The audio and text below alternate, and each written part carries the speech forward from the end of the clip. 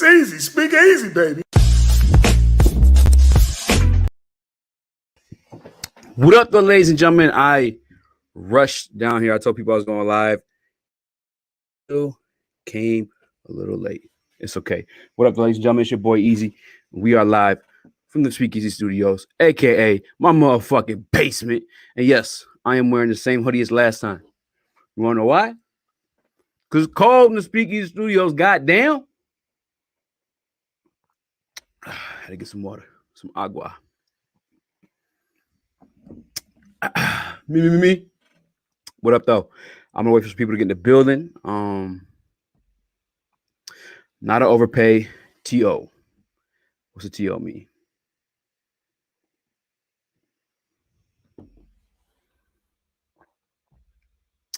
It's easy, baby. I thought he would get Trey Flowers money. What? You thought Romero Okwara was about to get Trey Flowers money? No. He had one good year.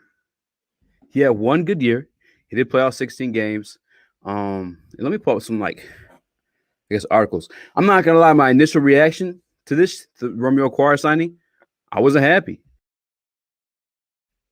Like I said, he had one good year. I don't think it was great. It's 10 sacks. Obviously, the defense was poop. Oh, shit. We about to get Uncle Curt in the building. Hold on now. Let me figure out how to do this real quick. Man, I wish I knew my Twitter password. Let's make everything easier. Are we in? Fuck. Oh, God. Come on, man. I just changed it. Why didn't I change it too?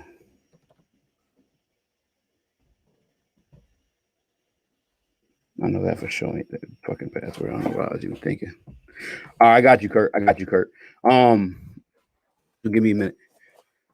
I gotta send it to me, and then send it to me, and then I gotta send it to me, and I gotta send it to Curt. So we gonna get it figured out. But yeah, no, initially I wasn't impressed. I mean, you guys seen, I don't know if you saw, but I did a video about the free agents that I wanted for my for the Lions. And I don't know, man. I just feel like some of those guys were a bit more valuable to the franchise and like the the situation that we're in right now.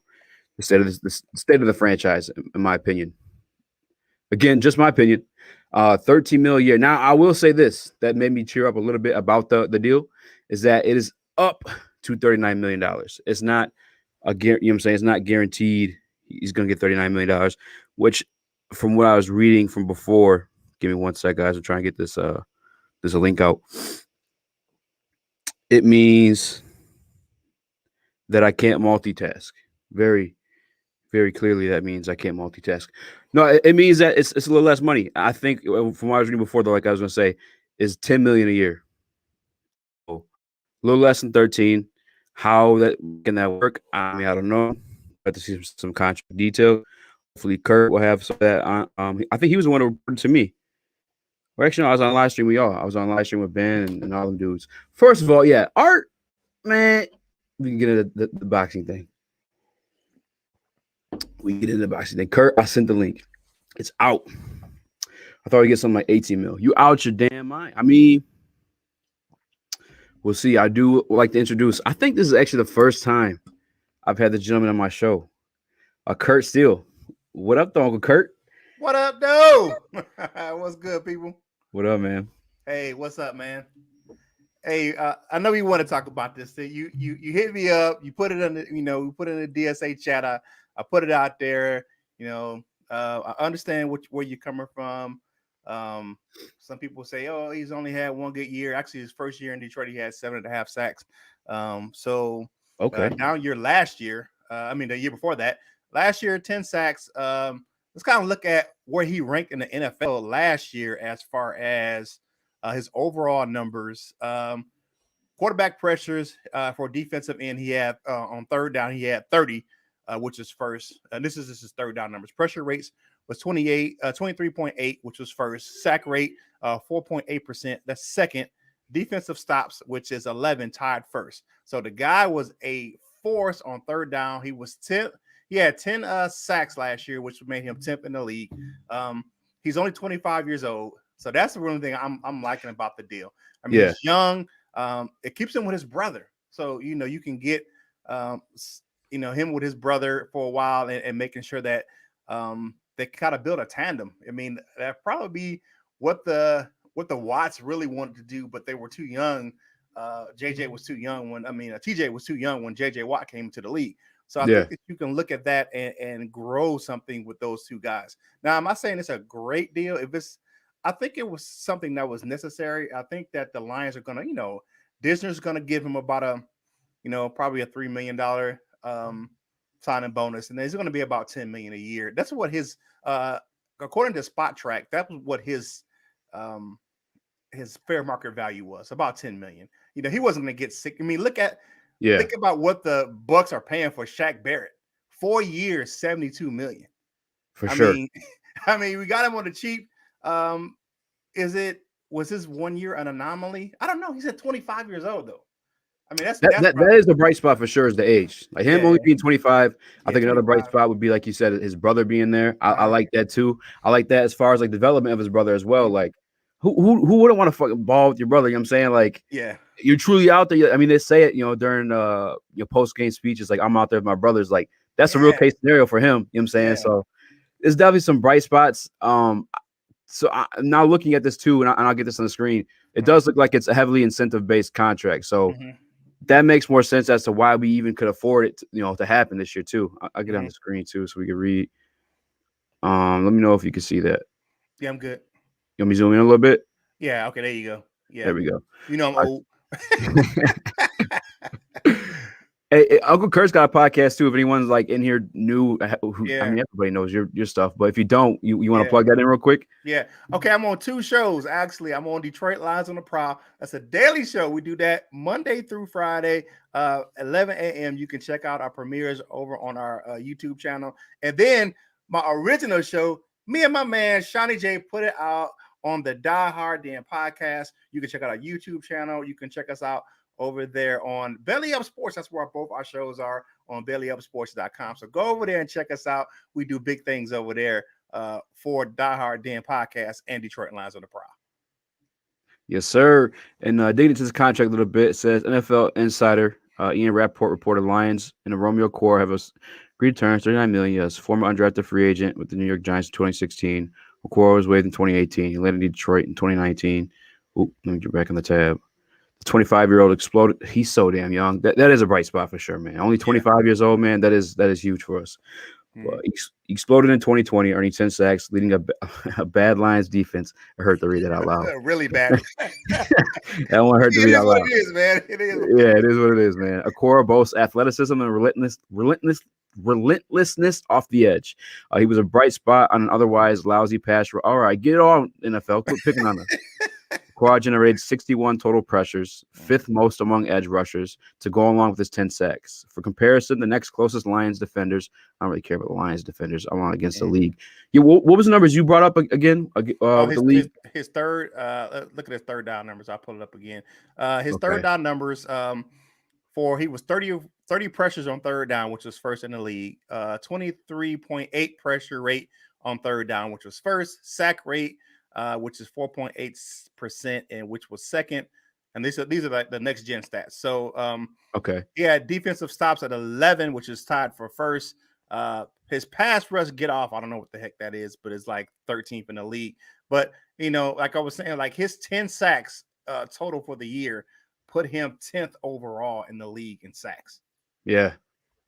I mean, top 10 in sacks for that defense is pretty good. I mean, that defense was pretty horrible. We already know that as Lions fans. So that was if you look at it, that was the one bright spot that we had on our defense really last year was Romero Okwara. It really was. Yeah. And Greg Rosenthal, I guess, had him ranked 20th as far as like top 100 free agents, which is, I mean, that's top 25. You know what I'm saying? So I mean, let's see what he had to say about him. High pass rush production spiked in 2020 with 61 pressures. Yeah. Oh no, shut your mouth. Hold on. Let me get that out of here. Here, I'll just exit this. We don't gotta be in this no more. So here's my my deal. He's young, 25 years old. He can grow. And I'm interested to see a guy like Aaron Glenn is really high on him. You know, he's the new defensive coordinator. He's high on Romeo. He likes his motor, and he's eager to coach that young fella. So I'm pretty, I don't want to say I'm ecstatic, but I kind of called it over there on Detroit Lions on the Prowl. I said, and Mike, OMG's Lions Talk, Mike Jones said the same thing. It may not even be about really the contract numbers, as long as it was something he could work with to stay with his brother. You know, Yeah. These two young men are there, the immigrants from I didn't know that. from Africa. So, you know, these guys, you know, family is important to them. And I Yeah. think as long as it was a deal that was that could have made it where he stayed with his brother in Detroit, I think that was what he was kind of looking for. I didn't know that he was an immigrant. I don't know if it sounds bad or not. That makes me actually another plus. I feel like immigrants are hardworking people, man. Yeah. Honest to God. You come here, you got to bust your ass. You don't even speak the same. You know what I'm saying? You don't know anybody. You don't got no family to rely on. Like, you really got to make shit work. Yeah. So, you know, those guys, you know, they work hard, and, you know, family's important. And, you know, his younger brother lives with him. Well, last season he did. So I don't know if he got his own place yet. So, you know, I just think that was more, you know, I think that it was important for Romeo to stay in Detroit. His best production was there, and he could stay with his little brother, Julian, for at least a couple more years. Friend of the show, I don't know, friend of your show, but he's a friend of our show over there, Proud of Detroit, Jeremy Reisman. He stated that both their contracts actually would end in 2023. So, oh damn, that's what's up. So they extended out to, you know, they're both gonna play until 2023. That's where they ended their seasons when their contracts are up. So you could be looking at, you know, the Okwara brothers, you know, at least for a short period of time in Detroit. I think Julian is more of an outside linebacker than a defensive end. Yeah. That's just how he's built. And then, but still, he has some good bend and ability to pressure their passer when he's to get in there and he get healthy. But the Okwara brothers staying in Detroit, that kind of makes me happy for a cheap price tag too. $18 million plus per year for Shaq Barrett, and he deserves that. But Detroit can't. Detroit can't afford that. Yeah, you know what? I'm not gonna lie, you changed my mind on it. Because at first I wasn't happy. I was like, damn. That's just because I was looking at the list. I seen Aldon Smith on there. I'm like, yo, he'll probably go cheap. All the issues he had. I'm on. I don't know if you've seen my video from the other day, but I'm team bringbacks too. I feel like that's a great veteran presence, kneecap biting guy. You know what I'm saying? Just 1 year, just to set the precedence of like what we're gonna be. I feel like he fits that mold. You know what I'm saying? Yeah. But that's my son Curt, still the third in the background. He has autism. He's back in the back hanging out. Good, man. Hey, doing his thing. Yeah, I get what you. Yeah, I like the fact that, you know, what you're saying. You know, some of those other guys may be a little bit more attractive, but with him being 25, you can get him on a low. I know Disner probably gave him, like you said, gave him a good little signing bonus, and, you know, probably backloaded his deal with some voidable years back there. Depends on his performance, and some incentive-based deal. So it's not going to be as much as it is what you see just saying 3 years and $39 million. It's going to be a lot of 3.9 almost. So it's going to be some incentive-laden deals where it's $39 million. So it's going to be one of those things where he's going to have to work to earn every single dollar of that $39 million. Yeah. Plus side too, man. 25 incentive base. Like, he's gonna bust his ass, man. Like, we truly. I don't know if you just got me drinking some Kool-Aid, Curt. I don't know what the hell you switched me up like this. Got to the opium, baby. Yeah, but yeah, I mean, he is only 25, so the ceiling is there's still a ceiling on him. You know what I'm saying? He can still get better. Yeah, definitely. He can get better, and I'm interested to see how he's going to play under Campbell and those guys that he brought in. Yeah. So it's going to be interesting to see what, you know, the defensive line coach is a former defensive coordinator. Just look at the staff those guys built over there. I'm interested to see how they can attract more free agents outside of the building. That's my deal. You know, who you going to attract outside of the building? Now, they already said they're not going to be big spenders in free agency. It's not about one player making a big splash signing, but they're on with building through the draft and getting younger, getting faster. You know, they want guys that play with a lot of explosive energy. So it's going to be interesting to see. Do you have any free agents? I mean, I'm on your show, but do you have? No, yeah, good, man. Yeah, I actually was finally got around to looking at some. And yeah, I have a little bit of my list right here because I did a show live. I'm super last minute with all my stuff. I mean, clearly this is how this was. But no, yeah, I mean, honestly, it may sound like a little bit of a pipe dream, but I wanted to bring back home the boy named Sue. I thought that that was doable with on a 1-year deal at the very least. You know what I'm saying? Like just because he spoke well about the team during the Super Bowl week. He spoke well about Jared Goff, who obviously is like, going to be our starting quarterback this year, regardless if we draft quarterback or not. I doubt they're going to start over him. I felt like just to set the tone. Like I feel like because like you said, we're getting young, right? Like that's the goal. We want young guys. We want some speed, some people we can mold. But at the same time, it's the mantra of our team somehow, well, not somehow, but became biting kneecaps. You know what I'm saying? Like doing what you can do to win. And I think the Dominican Sue is that. You know what I'm saying? He's a veteran presence. He's been to 2 Super Bowls, won one. Love the city. Bring him home. You know what I'm saying? I feel like that'd be a great guy to have in the locker room. Yeah, for sure. He got some business dealings in Detroit still, well, at least in Michigan. So he has some ties to the state. So it wouldn't be a bad thing to bring him back. But do you really think he would come back to Detroit? I think, like you said, it's a pipe dream. Yeah, it's a little bit of a pipe dream. I feel like if the money was right. Status of the team, that's why I think it's a pipe dream. Just looking at where the team is. Yeah. Out of leaving a Super Bowl winning team to come to a team that's really just on the cusp of a rebuild, or a retool, as Brad Holmes says it. That's kind of it too. So like because they did just win and they did just sign Shaq Barrett, I don't know if they can afford to bring him back. And he might be satisfied with having finally won one too. Yeah, but he's about his bread. Yeah, those purse strings are kind of tight in Detroit though. So that's the it'll have to be he had to take a pay cut, a big one, to come to Detroit just because of the fact that the cap situation. Disner's doing his best to get us where we need to be. Him and Brad Holmes is trying to get some players off the books. I'm interested to see who's going to be leaving here in the next couple of days or so before the actual league year starts. So it's just, because I haven't seen as many cuts as I thought I would see. We can't cut everyone, but there's still a couple of players that's on their roster that people are still kind of looking at. And one of them for me will have to be Chase Daniel. Man. His time in Detroit is up. Hey man, like Russell Simmons says, thank you for coming out. God bless you. Good night. And we can catch him on the flip side. But it's just one of those things. I don't really see him being a long-term situation. Now, the other side of the coin is that he played under Dan Campbell as the assistant head coach down in New Orleans. Who Chase Daniel. He was the backup down there in New Orleans. And who was the assistant head coach down there? Dan Campbell. So, I don't know those ties, what do you think about the other guy that just signed, though, Josh Hill? So, I don't think he'll be a big impact guy. I think it's more so value based on like what they're trying to run, and what and having familiarities with him, and from him being in New Orleans and whatnot. So we can hype ourselves up about like what he can and can't do, but if we're being realistic about it, if you look at the numbers and shit like that, he's really just like extra like lineman, extra pass. I think that's what he was. That's why they brought him here. Yeah, that's why they brought him here. Yeah, they brought him to be that blocking tight end. The guy was 7th in the league in blocking as a tight end, so that's something that they want. That's something that they didn't have.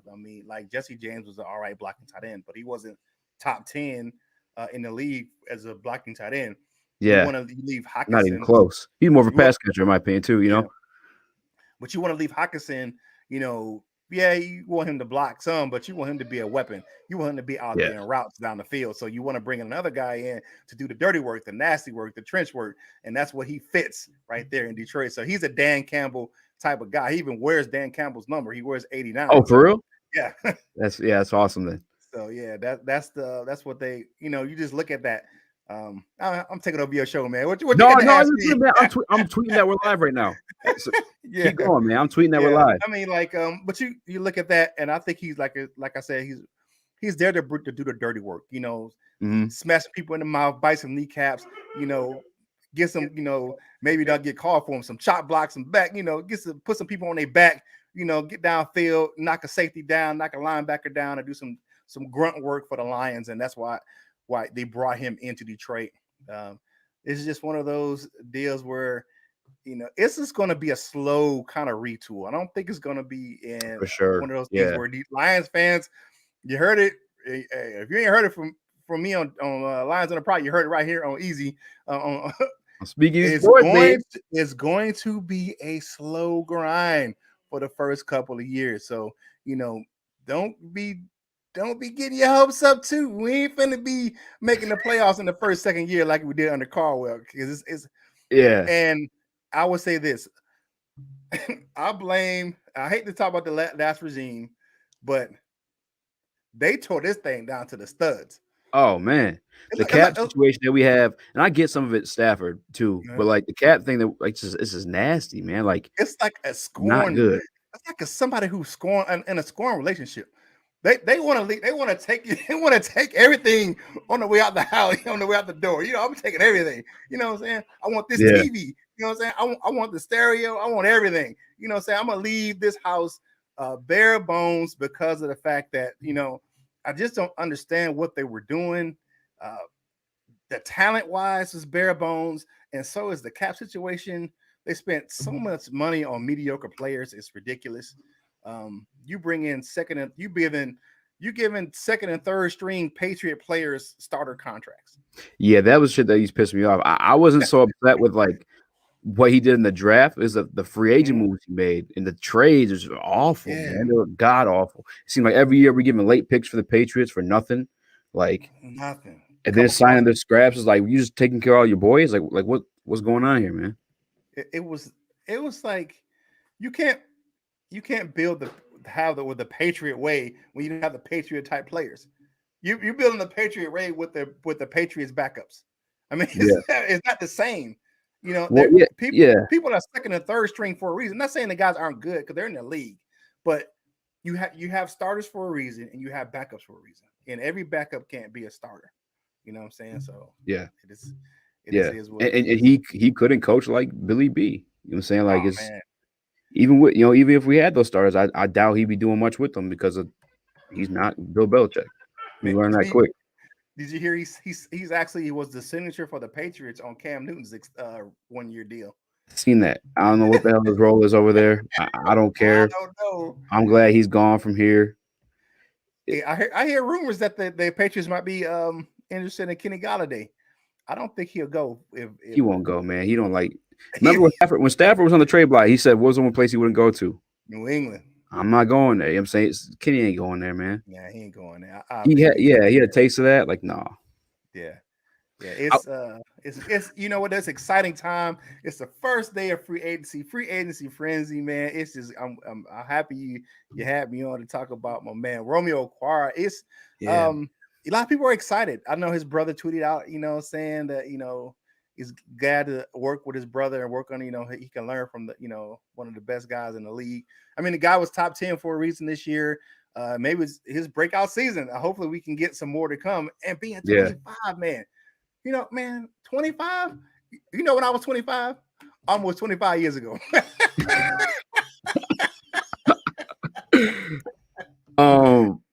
I did want to ask, do you think the market wasn't as like hot for him because he signed this deal with us in the situation that we're in? Because I think we both agree we're not going to be competitive for a minute. You know what I'm saying, like, do you think the market was a little cold? I think that he got the fair market value. I don't think he would have gotten. Think of some of the names that were kind of out there, with Shaq Barrett and those guys that were kind of out there, Alden Smith. Those guys were going to draw the big money. His market value was about $10 to $11 million a year. So I think he's getting what he was kind of projected to get. I don't think that he was going to be one of those guys who's going to, demand 16, 17, 18 million a year at a defensive end position, just because of the fact that the numbers earlier in his career did not, warrant that, So you have to look at the 10 he sacks he had last year, but you kind of look at what he did before that, because he's got, he's been in the league a few years, and those 20 he got 20 career sacks, so 10 of those came last year. So I mean, so that's probably why the market wasn't as big for Romeo, than it would have been for those other guys.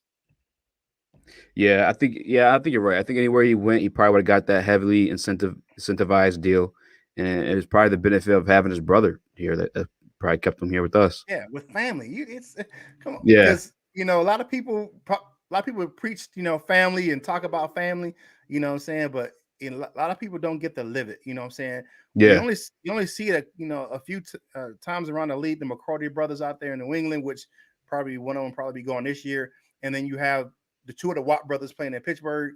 and then you have the Okwara brothers playing in Detroit. I mean, there's not a time, and you have the Griffith brothers playing out there in Seattle. Seattle. So Yeah. that's a rare feat to have siblings on the same team.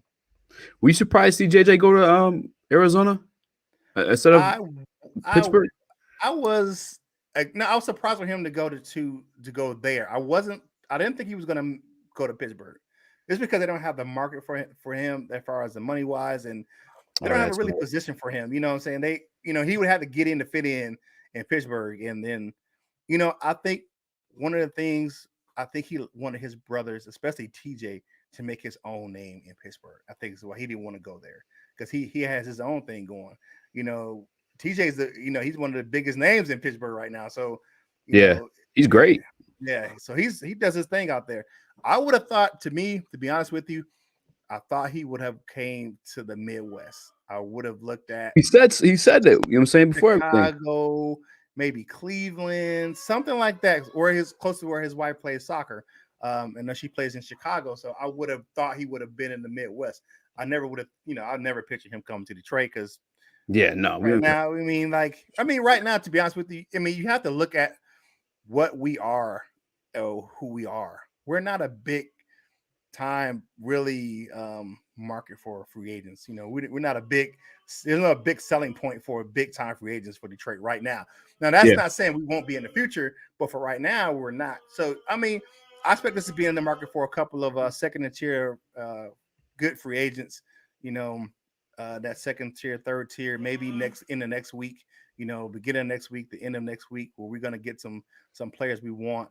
My player I want to look at is definitely John Johnson, the safety out of the Rams. That guy, I would like to pair him up with I think we can afford him. I think we can afford it. And thinking about this, Brad Holmes was one of the guys that drafted him. So he wanted to, Ray Agnew and those guys. I think Disney can get that deal done. I don't think we're going to sign up. We're not going to make some really big splash signings in free agency. I don't even see Johnson as being that top tier safety. He's not. He's a second tier.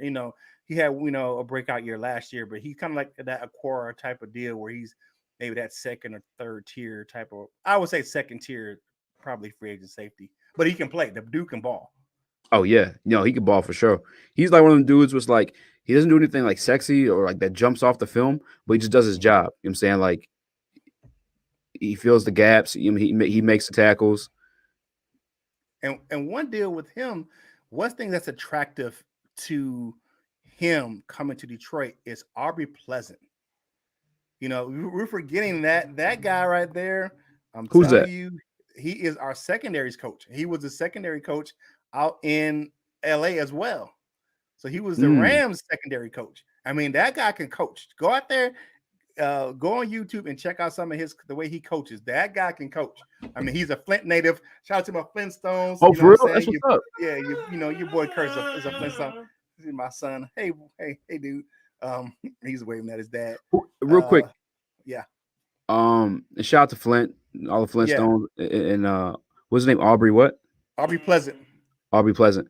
Mm-hmm. Who is this guy? Someone commented said we're showing interest in JJ3. Who is that? That's John Johnson III. Oh, okay. Mm-hmm. Because I know you look at like the spot track estimates or whatnot. What was the number on him? Do you remember? I don't know what his number is. I can check. I can check it out right quick. Yeah, I can look. I can look right now. Yeah.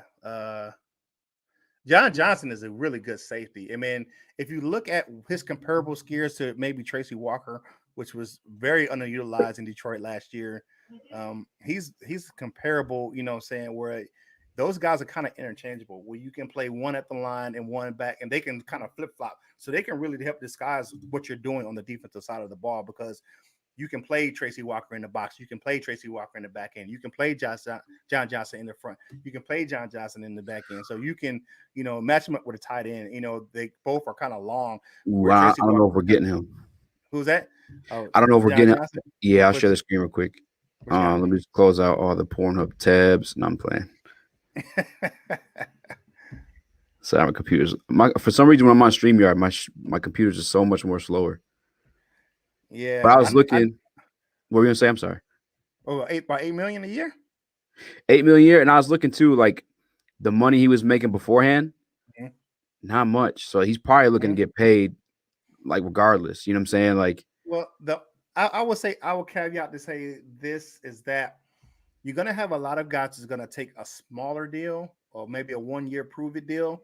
Maybe he can get 8.3 million in Detroit. Maybe if he gets a $4 million signing bonus and uh, 3 million or 2 million with a um, 2 million base salary and 2 million in a sitting base deal, which mhm. that will be about 8 million. And then you can, you can look at that where you can get him that under that type of deal, and he's playing with people that are, he's with RB Pleasant, he's with Brad Holmes, he's with Ray Agnew, some of the Yeah. people he's used to, um, you know, uh, playing with former, people from the Rams. So that's one thing that will be, maybe attractive to him just because of the fact that, and he's on a, he can play with Jared Goff again.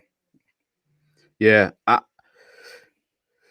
mean, I hope. I like him as a piece for sure, man. I ain't gonna Yeah, lie. that's the one guy that I would say out of all of the defensive pieces that's out there, I think you can get him, top tier safeties are gonna make him probably around, you know, depends 12 to 15, to get him at 8, you know, that's a bargain basement deal, kind of like see my son's coming in here. Want to say hi to his dad, but one of those deals as far as why players may take a smaller deal this year is because the salary cap went down almost 16 million because Mhm. of COVID. So you're gonna have some players that's gonna take smaller deals, 1 year prove it deals. They're not gonna look for big long-term deals because of the fact they know the money isn't there. So you're gonna be sitting there waiting for this big deal that ain't gonna come, especially if you're a second and third tier type of player. Yeah. So Yeah. And I know you asked like what free agents I liked or what I mhm, would have wanted. The mhm, pipe dream that I had, I obviously told you about Sue. mhm. And Alden Smith was the other one too, man. I feel like if we could all have got, the yeah, I'm saying we all could the have got those Smiths. two on the same line. Ooh, would have been a problem. You know what I'm saying? Like, it would have been a problem. But I had him. I had go ahead. I see you unmuted. So okay. Um, no, I had him. Mhm. One that I think makes absolute sense. I think it might actually happen is Emmanuel Okay. Sanders. One, Oh. the situation in New Orleans. Mhm, Two, very affordable. I'm saying he's an older mhm, guy, and I like the fact. Again, I'm looking for like because obviously we're going young. I'm looking for a lot of veteranship type dudes who could help lead these young guys. And Emmanuel Sanders won a championship. You know what I'm saying? mhm, Been part of multiple successful organizations between the Steelers, mhm. the Broncos, and then now just recently New Orleans. So I Yeah. feel like he would be great. And He was Jared out there. Goff's not a tight window thrower type of guy, so I feel like Yeah. a speedy receiver would benefit him most, and that's Emmanuel Yeah. Sanders. Made a Super Bowl run with the 49ers as well a couple years ago. So Yeah, he's definitely one of those guys. As far as speed receivers, oh, now he's it's slowing gonna down. be a He's pipe 34. dream is Curtis Samuel, you know, like that guy. Because I Yeah. live in North Carolina, so I've seen him up close and personal down here. Oh, Because for real? yeah. I mean, I live about a couple hours from Charlotte, so that's all we get down here is Panthers and Panthers and Panthers. Did you Um, fall into the hype when Cam Newton was the guy? nah, man, I got a dude I grew up with. I ain't gonna call his name out, but he walking around here with Panthers crap on. I'm like, come on, bro, I know where you from. We from the same area, man. I'm always gonna be liars. You know what I'm saying? I'm Yeah. always so down. So, um, I've never been. You see that in the military a lot, guys. People kind of adapt to where they're living, and they become fans of the team, especially when they get to the end of their career and they want to settle down and retire. They become fans of the team that's there. I was like, nah, bruh. I don't care how many tickets they offer me. I, I'm never gonna be, what I'm saying, a Panthers fan. I work with the Panthers, but I'm not gonna be a Panthers fan because that's just not who I am. I'm a, Yeah. you know, well, I'm a diehard, what I'm saying? That's why my show is called Die Got Hard hard Den. did. I'm a Yeah. diehard Lions fan, you know what I'm saying? So that's That's why we what's up, get man. down. But I mean, it is what it is. I mean, down here in Carolina, uh, a lot of people And a lot of people are still kind of saddened about how that franchise kind of turned over. And Cam Newton was big down here. I Man, mean, Cam Newton yeah. was huge in Carolina. I mean, he was a former MVP. He's huge all over the country. I'm one of the people, and this may be a hot take. I know people trashed him over this last year, or whatnot, but like I look at it as the Patriots had the most starters take off due to COVID. Yep. He literally caught COVID mid-season, joined the team, I think, right before camp again, which is a COVID camp. All new adjustments, all new receivers, all that stuff like that. I think Cam, watch out, bro. I still have faith in Cam. I think he's a good quarterback. I think he's people are trying to dog him as like that one kid, man. I was like, that was so really disheartening. And I ain't gonna get on my soapbox, but here's my deal. You as a high school football player, when are you going to be in the presence of a former NFL MVP at a 7-on-7 camp? When I played the Super Bowl. Yeah, you should be there picking his brain, seeing where he is, not calling him saying he's about to be a free agent and calling him trash, which of course, which he just signed another, a free agent, he just signed his tender to play back with the Patriots, and just got another weapon. He got the tight end out of where squad was that? Tennessee. He got Tennessee's the tight end. Yeah. So they just signed with the Patriots. So you just look at it where why would you want to disrespect a grown man? That's a grown man. Yeah.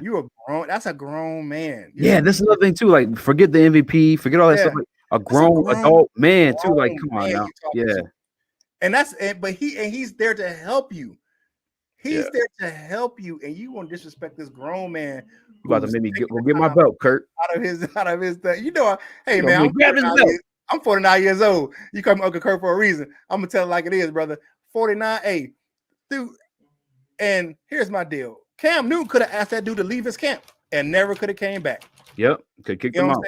He could have kicked him out, and when that kid would have been poisoned, everywhere. Probably spent bread on it too. Yeah, college teams wouldn't want to scout this kid, and no matter how good he was, it's because they didn't think he was a cancer in their locker room. Yeah, because of his attitude. But I'm just happy that free agency is starting, man. This is going to be an exciting couple of weeks. Think about this. Now we're gonna, you're gonna get a couple of weeks of free agency, and then we're gonna finish up, all the pro days, and then next it's gonna be draft time, man. It's a really good time right now to be in this business that we're in. And shout out to your boys over at Woodwood Sports, man. They do big things over there. That one show goes up against us at 11. I know. I was like, damn. I gave him a shout out. He's put 11 o'clock. Oh shit. Yeah, Bell and those guys. Hey, shout out to those guys though, because they have a really great show over there. And we do what we can. We hold it down over at 11 for for our team. You guys are the king at 11 right now, if I'm not mistaken. Man, come on now. Don't like you're not. Hey, my man Jim, and then man Big Mike, OMG is Lions Talkers on the program now.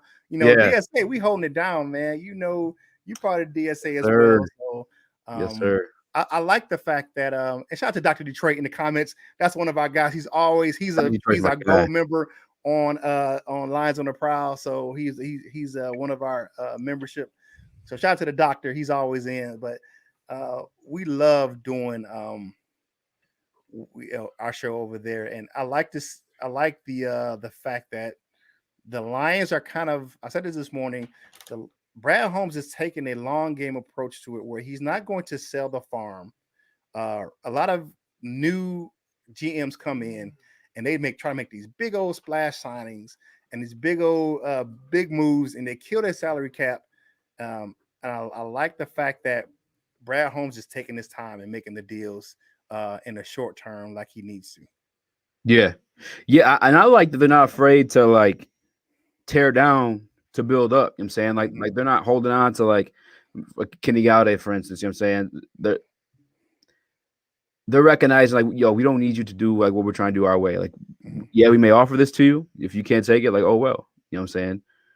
Smart move too. We didn't put the tag on Okwara obviously for a reason, because we got him long term now, and it sounds like team friendly because there's no way. Look at the numbers; it would have worked out that he's making $10 million this year, unless it is incentivized. So, I wonder how that works with Cap when they hit those incentives. Does that count towards Cap or not? Yeah, I'm gonna be interested to see when the actual numbers come out and how Disney worked it. Hey, shout out to North Carolina. Okay, hey, but yeah, I think Benjamin Foles in South Carolina. Yeah, or Tennessee, Benjamin East Foles, Tennessee. Shout out to North Carolina. Yeah, I've been living here for a while, man. Since 2008. This time, I've been living here on and off, man, since 98. It's 95. I'm sorry. So it's been a whirlwind in the military. So, but yeah, it's hey, no problem, man. It's one of those things, man. I'm just excited to see how we're going to move forward. I like some of the moves that Brad Holmes is doing. He's taking a long approach. What they say, money ball, where you kind of play the long game, build assets, and then you can make your way and build through youth, and and make look at how that's the way they really built the Rams. They built it through youth, and then they brought in some key free agents later on, but they went young, and then they added on some key free agents, and that's why I know you said you wanted Waddle, or maybe I don't know if that's who you wanted or that's who you predicted, but Waddle, the receiver. No, me? Oh no, I picked Slater, the tackle. Okay, I can't be mad at that. Yeah. And if I said wide receiver, I said Chase out of LSU. That's what I said. Okay. About receivers, but if I had the dream, I would trade back and pick Slater out of Northwestern. That guy put up 33 on the bench press in his game. He only what I do, Uncle Curt. Come on now. That's what you do. 33. Okay. Yeah, I'm playing. Hey, we're gonna put you out there. Then. I got a bum ankle and a hand sandwich. What? No, I'm playing. Yeah. So that dude's. Was that 6'3", 305, runs a 4.8 40. Got really quick feet. You know what I'm saying? So here's my deal. I didn't like the Big V signing. I thought they gave him too much. Slide him inside to right guard, put Slater out there to right tackle. We can run the ball. Yeah. And with the same things you were saying about the Rams, I wanted to touch on real quick too. Is like that's why I'm kind of like in the favor of taking the quarterback this year, because if we're a scenario we can start them in 2 years, we can do what they did and build youth and then add key free agents because we'll have the cap space to do it. You know what I'm saying? Hold on for 1 second. Hold on. You good? I had to I'm supposed to be doing this right now. Anywho, make sure. My bad. I had to make sure I download this, and I still can. All right, good.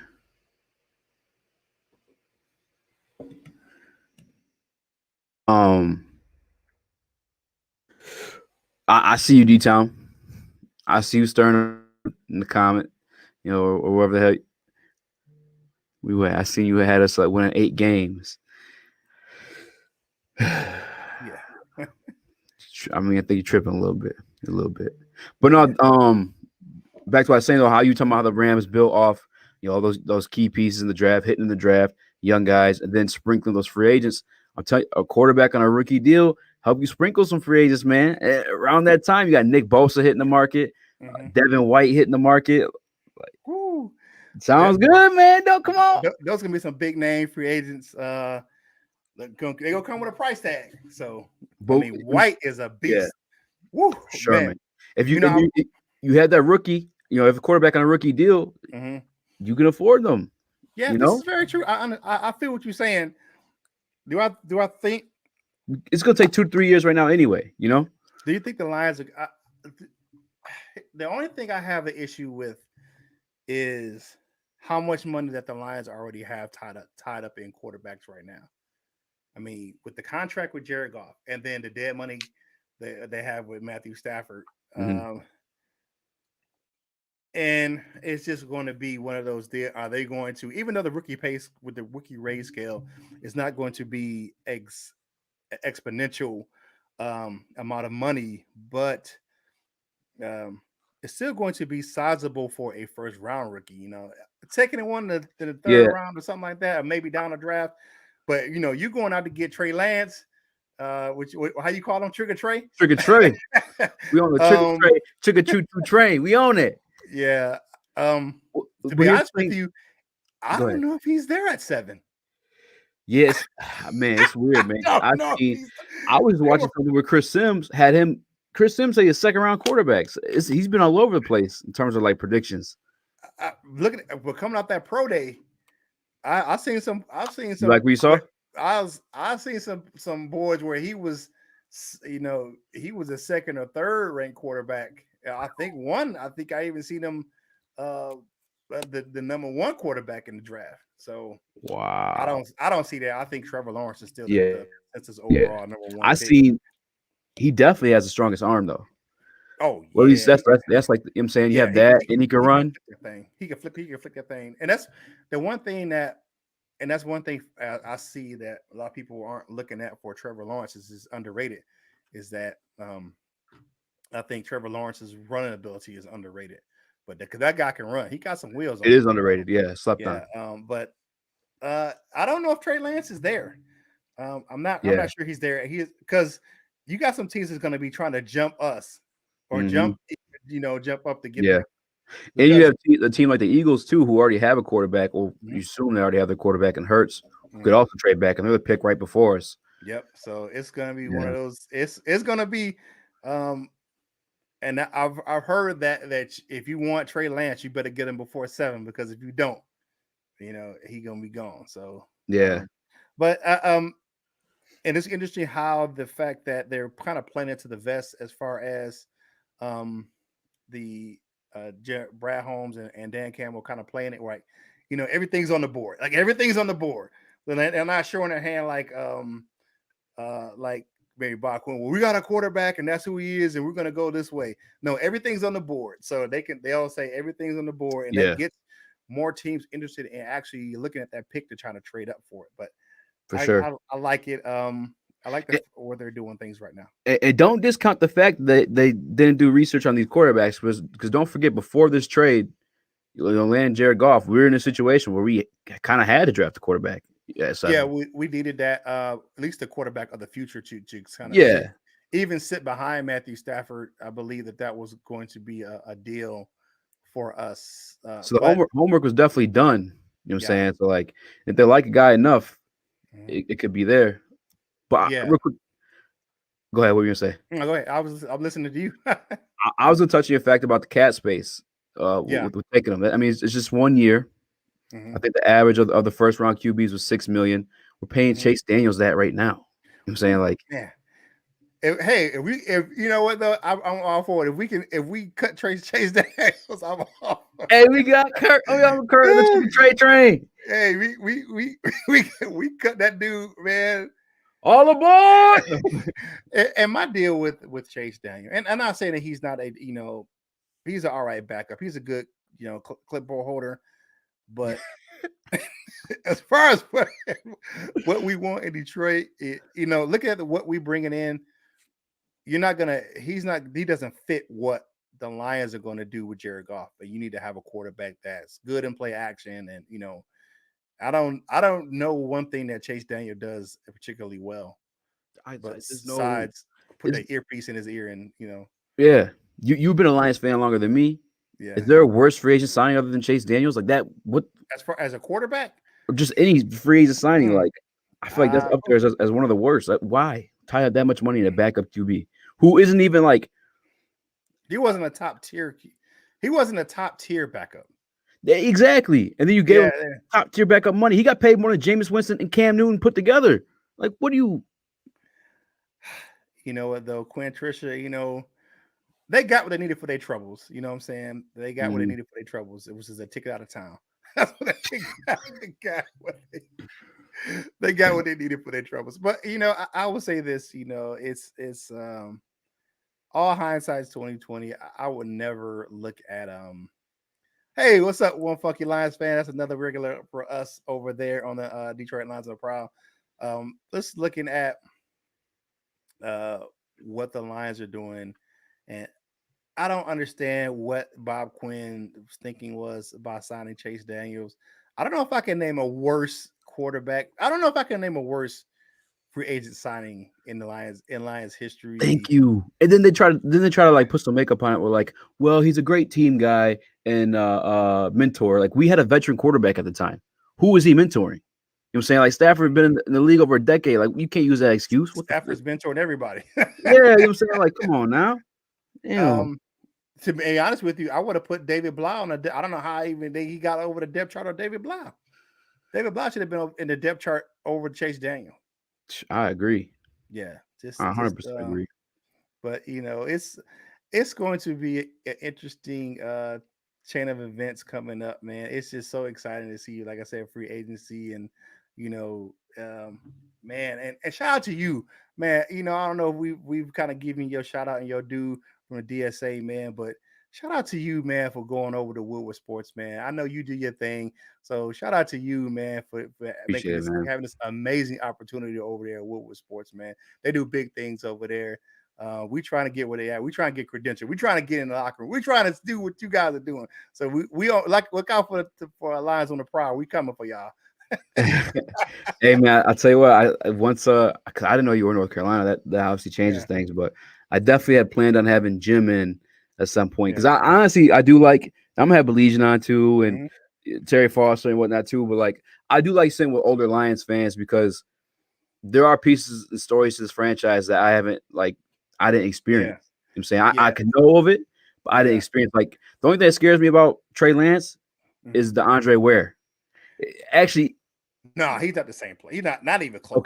Okay. Not even close type of same. But I was looking at the similarities a little bit because, like, at number 70, he was took too, wasn't he? Yeah, Andre Ware to me, coming out of Houston, Andre Ware was the type of guy. He reminded me of a smaller Culpepper. That's what he kind of reminded me of. He was a smaller, he wasn't as mobile as Trey Lance. Yeah. He was one of those. He was in that kind of chain of quarterbacks that we had. Him and Joey Harrington and all those guys, and it was just a bad mix of quarterbacks. Playing Detroit at that time, so it was just, and that's why I was so kind of disheartened about, and I know a lot that you got young fans, get rid of Stafford. I was really, I know you and Jim were sick. Yeah, we were kind of. I was getting upset. Benjamin Foe is killing me right now. Benjamin Foe is killing me right now. Don't disrespect Chase Daniel. He's a cornerstone piece to the franchise. He has out Gatorade better than anyone. Benjamin Foe, you killing me right now. You killing me. But we were a little bit, but I'll say this, it is what it is. It was time for him to move on. I still rock my 9 jerseys because that's my dude right there. I still got 4 or 5 of them in the closet, Sure. Because there's some players I won't rock again once they leave the squad, but I always rock Megatron. I always rock my 20 Barry. You gotta rock Megatron. I gotta get me a 20 Barry Billy Sims though. You want to talk about, man, one of the guys that career got cut short way too soon, Billy Sims. What was it, injury? Yeah, knees. Hey, you want to see a highlight? Check out this Google Kung Fu Billy Sims and the greatest highlight, one of the greatest Lions runs in history. His nickname was Kung Fu? Well, he kicked the dude in the chest down in Houston on a play. Yeah. Oh man. If it wasn't my ties now, man, I'll just go look it up right now and play it. Yeah, Kung Fu Billy Sims, man. I mean, like, you have to, I kind of grew up in that. I became a Lions fan right around that time where, because you root for who your family kind of roots for, and like my family were Cowboys fans, and when that Great America's team used to play every Sunday at 4:00, and then my uncle was a Steelers fan, so I became a Steelers fan because I hated the Cowboys. So and then once I started watching football on my own, that's when I became a Lions fan for real. And then and the Michigan Panthers, USFL, Bobby Hebert, and those. See, I don't even know what the hell that is. You want for that, the Michigan Panthers. Yeah. Dr. Detroit know what I'm talking about. That was the last pro franchise to have a championship in Detroit. The Michigan USFL? Panthers, USFL. That was the last professional football team to have a championship in Detroit. Wow. Yeah, like football or like football? No, they were football. They were USFL. Okay. Yeah, they were. You had But did people rock with them? Like, Oh yeah, man, that was a I good mean, I guess team. they're champions. Yeah. Yeah, the Michigan Panthers was a really good team in the USFL. How So big was that in comparison to the NFL at the time? they were they played spring, so they had a pretty good role. I mean, they were signing some big names. You got to think about Jim Kelly signed over there, Herschel Walker, Doug Flutie. They had some pretty decent names on in those franchises where they played in the spring and they had enough money where they could match those contracts that the NFL was offering out at that time. Was it like NFL? Was it Sunday games for the They were USFL? Sunday games, but they played in the spring. They didn't play Yeah. in the fall with the NFL. Was it like how NFL you get together with the boys? Oh yeah, you watch Okay, it. so they're popping then. Yeah, USFL. that's what tells me everything. Yeah, so it wasn't like the XFL or something like that. You know, they were I feel like the XFL is getting there a little bit. the XFL. They just got their partnership with the CFL. So I'm excited for that. Yeah. So but it's Detroit football, and and it's football in the state of Michigan. It's just one of those things, man. I told a story earlier where I met Lou Holtz when I was in high school. When I was a high school cornerback on our freshman football team, he came to recruit a guy in my high school in Flint, at Flint Powers Catholic, named Todd Light, who was probably the most famous Charger in history. He played at University of Notre Dame and played for the St. Louis Rams. He won a champion. He was on that when they won the Super Bowl. He was one of their starting cornerbacks. Well, I don't know. No, I'm playing. Yeah. Todd Light was my man. So Michigan football, as far as in the state of Michigan, man, we have great football in the state, and I just want our Lions to get back to that great time. You too young to we learn about Barry. You know what I'm saying? Yeah. You watch the highlights, but yeah, and there's nothing like the moment. Watching him in those moments, I would say this. Because I was in the military. I was a young soldier doing that Dallas Cowboy playoff game, and watching that with some Cowboys fans, and watching that run, that playoff win was probably my proudest moment as a Lions fan. To watch him carve up that defense, and then the next week, my boy was a Redskins fan, and he killed me because the Redskins demolished the next week in the NFC Championship game. But that's the closest we've ever come to a Super Bowl. But that was a great year. That was a great season. That was a great team. I mean, people really look at that team. They only think about Barry Sanders, but you got to look at, you had Brett Perryman, you had Johnny Morton, you had Herman Moore. I mean, those guys were beasts. I mean, those guys were tearing up the Lions were a complete team back then. That was probably the most complete team that the Lions ever had. So what is Steve-O talking about? Why doesn't everyone wait to see Jared Goff does before they trash him? What if he plays great? So what do you think, man? Okay, this is what I want to say about that. Like, I have trashed him. I fully admit to trash him. I apologize for trashing him. All due respect to Jared Goff. He been in Super Bowl. He's won an NFC championship. He won a playoff game with a broken freaking thumb. But the eyeball test tells me he just ain't it. And I feel like what he provides at the position, we can get or at least mold in a rookie. You know what I'm saying? And a younger guy, paying him $20 million less. You know what I'm saying? Right. So like, and that's where I'm at with it. That's where I'm like, your value isn't at $20 million. If I could take that $20 million and I go get, like I said, Nick Bosa or Devin White, I'm gonna do that. And to truth be told, I want him to play great. Not only just because I want to watch us compete, but then that's it. And we don't have to eat the cap space. We just trade him. Now, I will say this. I wasn't impressed with him coming out of Cal. But I will say this. He did surprise me as far as his play at LA. He is better than what I thought he was coming into the league. I think Sean McVay was a big part of that. I think that the system they built around him helped him be a better player. And I think that Brad Holmes, he was one of the catalysts that was in LA to help build the team around him. So if he knows how to build the team around him. So maybe they can help build the team around him in Detroit. That's the only thing I hope. Like I'm not going to trash him. Here's my deal. He's not what we're used to as far as arm talent is concerned. And that's where a lot of Lions fans are like, hey, man, we had Stafford. Stafford was better than this guy. So, Yeah, so I think that's what a lot of people are, but he has the wins. He got the Pro Bowl. He's got the Super Bowl appearances and playoff wins. And, yeah. But he was on a better squad, of course. So they had a better squad or team around him. I mean, think about where he, the running backs he had, the run game, play action, but they built the team around him that was suited to his skill set, and that's what made him, who he is. And we need to definitely do that in Detroit, because we don't.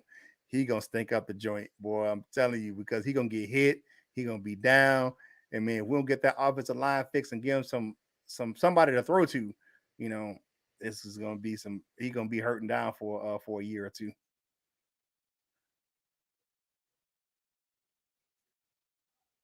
Uh-oh. All right, speaking. Hey, froze up on me a My little back. bit. There you go. Yeah, let me just. I'm right, because man, my son. Man, I gave him the Ethernet cord. I don't know what the hell he did. Give me one sec. Can you hear me now? Yeah, I got you now. I don't even know what the hell I was saying. What the hell I was? I don't even remember what I was talking about. See, internet don't fuck me up. But, Okay, speaking about Josh, this is a couple minutes ago. This is a few 20 minutes ago. Who was this? This is Casey Albright. No, Benjamin Albright, NFL insider. He says that a team with Cleveland inquired about John Johnson, but he says he's predicting that John Johnson ends up in where? In Detroit. Oh my goodness. It may happen. I'm telling you, it may happen. damn. Okay. It may happen. It may happen. Just because of the fact that I think he wants to go and play for RB Pleasant again. I think so. So who reported that one? This is Benjamin Albright, NFL insider. Okay. Yeah. Yep. Well, it's some breaking news there. Yeah. So he's saying that. Now, I'm not saying that that's going to be the truth, but he said he feels that John Johnson may end up in the Honolulu Blue, just because of the fact that with the ties he has to the team with Pleasant and Holmes and Agnew and those guys, that he may end up in Detroit. I'm telling you, I want that guy in the Honolulu Blue and Silver. I think him and Tracy Walker could be a formidable duo back there in the safety position. Now, I have a question, and it's a bit biased because I will admit I might get some slack for this. He's my favorite player, one of my favorite players. Okay. Richard Sherman is a veteran presence who's won a Super Bowl, has some success, and I feel like he plays intellectually. He's a cerebral player, so I feel like to bring that, I guess, as far as like leadership and like to pass on to like a Jeff Okudah, is that a guy you would like here? And if so, over John Johnson or no? I would like him. I don't know if I like him over John Johnson because of the AIDS thing, but the thing with Richard Sherman, would he be willing to switch positions to play safety? I don't think he has the wheels to play corner anymore. I think he can still play safety, just kind of switch back like my man Charles Woodson did, and switch back, play safety for a couple of years, and and mentor. You could still mentor guys playing safety, but it was great. Michigan Panther was still the best team in Michigan history. Sam Mills was on that team as well. Steve O with the hey. These are my guys. These are my guys that's on that show up and show out at 11 o'clock over there on Lions on the Prowl. These guys, they know it. That USFL and the Michigan Panthers team, man, I miss those guys. That team was a great team, but who's that Stafford fan? Benjamin Foe and Steve, I think I will argue in the comments. The drive for 5 arena football was what on point by. Hey man, but Richard Sherman, if is he willing Yeah. to Like is to, he willing to change positions to play? And what type of money is he talking about? That's the deal with him. When you get into talking about, kind of those free agents that are kind of in that his type of tier as far as his experience and what type of money is he willing to take to come to a team? He's not going to get the big payday if he was going somewhere else, yeah. but his name brings that cachet of he ain't gonna play for peanuts because he's Richard Sherman. Yeah. So Yeah. I I mean, just because the thing I'm but looking for. I do like Richard Sherman. Yeah. That is what and going back to that back when he was playing in Seattle. Seattle. Yeah, Man. man, he was giving old dude the business, you know what I'm That's saying? why he became one of my favorites because Yeah, to talk, anybody could talk, right? yeah. But then to go out there, be less athletic than other corners around the league, elite corners at least, and then walk the Mhm. walk. Yeah. You saying like you Smart gotta guy, respect that. smart guy, played at went to Stanford, he was a converted wide receiver, you know what I'm saying? So um there's not much. I can't say a lot of bad things about Richard Sherman besides that he's kind of lost a step. Oh, for sure. That's all you can kind of say. Yeah. That's the only bad thing you can say about Richard Sherman because His whole career, even because he never yeah, even had a step to be for real. You know yeah, what I'm saying? He's just like I said, a yeah, cerebral guy. he lost a step he didn't have. Yeah. Yeah. Exactly. But yeah, it's one of those things, man. But I do like Richard Sherman. I don't know where he ends up, but you know, and this is the guy who didn't want to come to Detroit a couple few years ago. Remember, Detroit was reaching out to him, and he was like, Yeah. "Nah," and With I Patricia understood and them, why. it was Yeah, that was it. and He here's the because deal. he said I was gonna sign there, and he met with them. He's like, yeah. And here's the deal with that. And I don't know if people really realize this, and people can kind of say that Gronk, always wanted to play with Brady, but Gronk didn't even want to come to play for the guys that he was under in New England, in Detroit. Yo, that's a great point. He didn't even want to come play for those guys that he knew he had history with in Detroit, in New England, Mhm. with Matt Patricia and Bob Quinn. He was like, "Nah, I'm good. I'll retire first. Yeah, they were the coaches. That's a really good point. Yeah, because that's true. I'm good. I'll retire. I'll retire before I play for those guys." Yeah, man. We'll see. I hope because I think of Richard Sherman highly. Like, I guess I think he's a smart guy. I think maybe he Yeah, would be willing to transition to safety, kind of like Charles Woodson. I mean, I don't know. I hope that's the case. We'll see, I though. hope so. We I hope shall so. see, I hope man. so. Hey man, it was great being. I gotta take off, man. Great No, being yeah, I on with you, appreciate you. I brother. was about to say the same thing. Hey man, it was great being on here, man. I'm great. It's so much fun, and we got to get together over there in the DSA roundtable real soon, man. But hey, thanks for having me on. Shout out to your boys over there with sports, man. We doing big things. Shout out to the DSA, Luke G, Yeah, Luke G in the 313 building. He said no on J-Mo. Sherman. You know what I'm saying? Luke G in the building. You know what I'm saying? That's my dude over there. You know how he holds it down, man. It's Yes, sir. Luke inspirational been as going well. hard lately too. If you don't know if you can't get some inspiration from one of his quotes, then you got something terrible, because Luke G will inspire the hell out of anybody. That is my guy. He does his thing. So 313 JMO, my man. OMG is Lion Talk, Racing Marie Sports, the real, all those guys over the DSA, you know what I'm saying? Big shout out to those dudes over there. They keep it real. Talk to my family that's in here, Dr. Detroit, Steve O, One Funky Lions fan, all those guys in the chat. They hold it down over there for us at Lions on the Prowl as well, man. I really appreciate you having me on with you. My man Easy. Always a pleasure. And I'm available anytime, my man. I appreciate it, man. I think I might be doing 1 o'clock routinely. I think that's gonna be my thing. Since you hold down 11, and Yeah. obviously got Joy and Sean hold down 11 too. Yeah, I yeah. think I'm gonna go at 1 o'clock would be my thing, whether from the basement or from studio. Okay. I All right, think. brother. Thanks for tapping in, man. I appreciate you, man. No problem, man. I'll talk to you later, brother. I'm gonna get to some of these comments before I get going. Shout out to Luke. So Luke said no on Richard Sherman.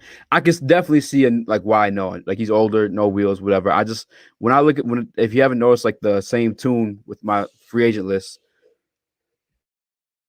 which I think is like somewhat realistic too, is veteran leadership.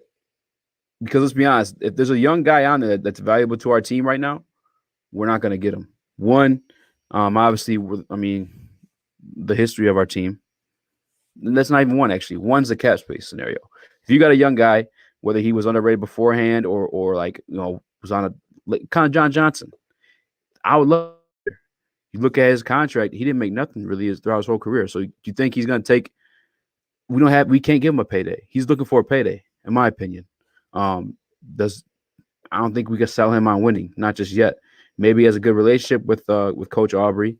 We shall see. But that's just the main theme of the list of free agents that I've had is like I don't think we're gonna get young guys. We're gonna build this team with young guys. So I want veteran leadership and championship leadership. Richard Sherman, Emmanuel Sanders, like Dominican Sue. Those are guys who've been there. They've been in the big games, and not only that, they're also serviceable. Why do you want Sherman when you have two young cornerbacks? I thought you wanted to get younger. I never really spoke too much on getting younger. I spoke on cat space with the quarterbacks and stuff like that. The rest of this team, I want speed. With Sherm, man, I'm probably late to even reading this comment, and I apologize for that too. If that's the case, what time is it? That was 2:11, so that was like 5 minutes ago. Yeah, but that's the thing. The veteran leadership, and the thing with Sherman too is he's never had speed. Right? It sounds crazy. I want speed, but I also want Sherman who's never had speed, but cerebral. You know what I'm saying? Like he's a mastermind out there on the field, not only just in terms of you're playing the game, but also talking that shit. But with that said, I would like to welcome another mastermind, my guy. I did not expect this to happen. Luke G in the motherfucking building. What up, dude? Hey, I'm tapping in, baby. Tapping in, baby. What's on? What's going on, man? I gotta tag you in. Tag him in. Man, listen, you finna get me in all kind of trouble, but we finna make it work. Man, you know I'm always at work, bro. Hey, I'm supposed to be working. Hey, bro, I'm always at work. But no, I mean, listen, I'm up here listening. I'm like, I'm gonna be quiet. Ain't gonna say nothing because I don't want no debates with Easy. Easy gonna have a debate. And then I'm like, he said Richard Sherman. I'm like, bro, come on, man. We probably getting young around here.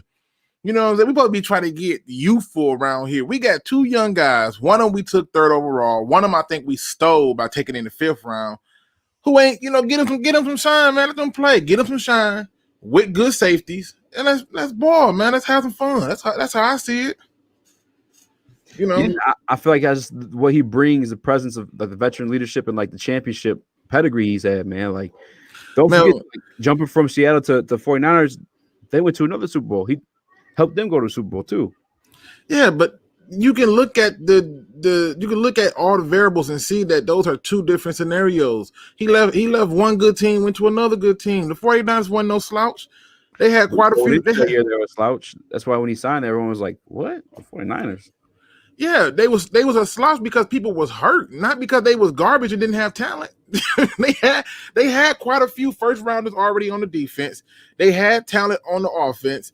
It was just people was hurt. And I think when you look at Richard Sherman, if you like what he brings in terms of his presence and stuff, then make him a coach.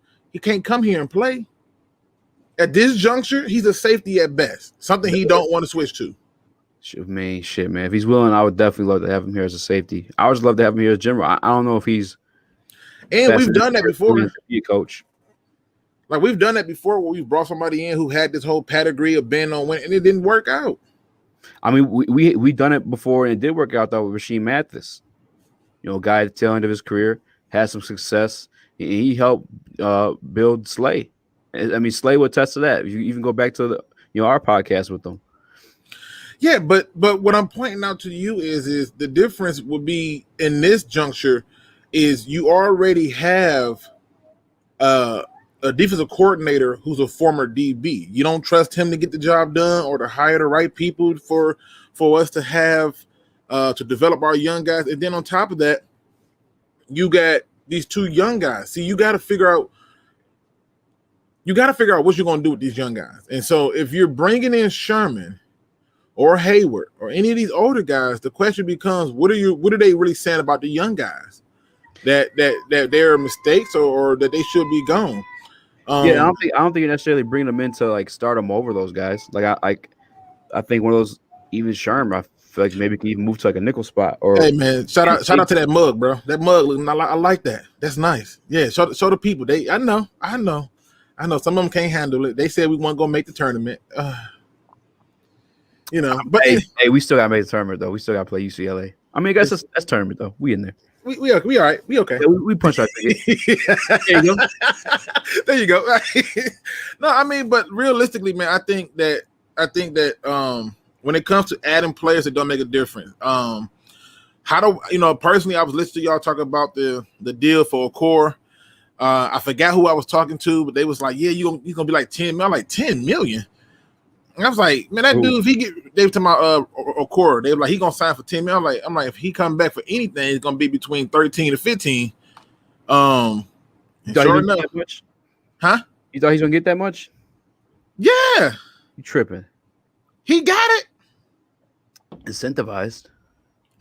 Listen, incentivize my ass. He can get it. It's kind of like Tyrell Williams' contract. Huh? It's kind of like Tyrell Williams' contract, where it's like you know up to right. 6.2. His up to 39. Right. I mean, listen, it's basically saying you ball out, you get paid. And so that puts him in that 13 million range if he balls out, and that's what you want.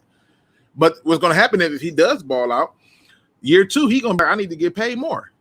You know what I mean? Like, it's just one of them things. But it does feel a need to eliminate one of the pass rush positions. It's only 3 years, which I love that part of it. But yeah, like I said, they got to go out there. They're gonna have a hard time bringing Jared Davis back. I've been telling people for the longest. Yo, so I was looking. I'm glad you're on because I wanted to ask you this. So I'm looking at like lists of top free agents and whatnot. I haven't seen Jared Davis on ones. I think we can. I think it's possible we bring him back unless they don't want him. No, they want him back, and I think it is possible they want him back. But all reports show that he has a huge market, and that don't look like it. I'm telling you, it's all across. If you just go to NFL.com, go to Twitter, go to anywhere, it's all across. People. When I was like, and it was last minute too, so I got probably like 150-ish, and then scrolled through the rest. But then I searched for his name too on like list of top 200 free agents. He wasn't on there at all. But yeah. Listen, you can't. I see NBC Sports 4 hours ago. He can go fast in free agency. Yeah, I mean, but you can't go by that because a human wrote that article, so they have their own opinion. But the reality is, he has a strong market, and the narrative that's going around right now that's irritating is that Lions fans and Lions media is like, oh, he had 3 terrible seasons, and I'm like, did y'all forget that we had